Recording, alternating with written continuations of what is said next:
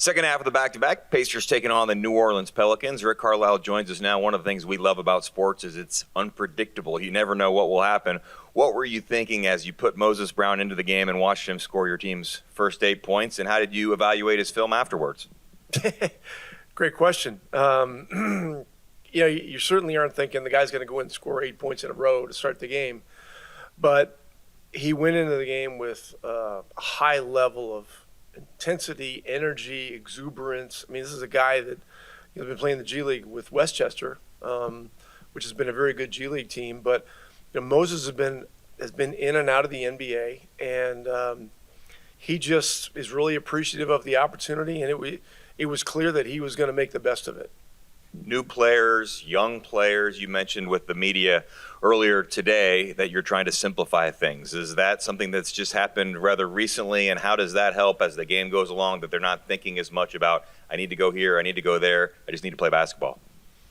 Well, simplifying is something we're always looking to do with our players, but in this instance, with a new guy like Moses, we've had a couple of shoot-arounds with him. Quentin Jackson has been thrust into a starting role with us in recent games. You have to do some adjusting, and simplicity is so important to players being able to perform well and to do their job to the best of their ability. So, we've simplified some things with our pace and movement game.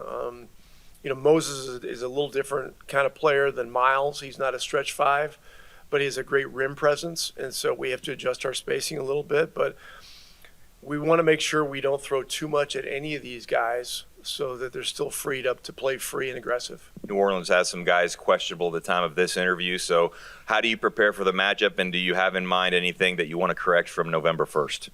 Well, we turned it over too much. I think 21 points off turnovers we gave them.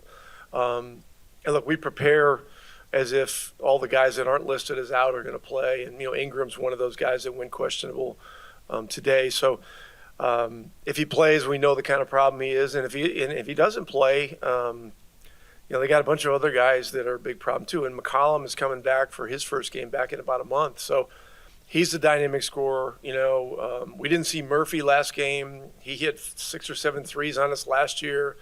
And Hawkins is another guy that scores the ball. And Boston was a guy that really hurt us in the game at New Orleans. So we're going to have our hands full regardless. The important thing is that we play as hard as we can possibly play, keep our crowd into the game, and just simply find a way. Appreciate the time. Thank you.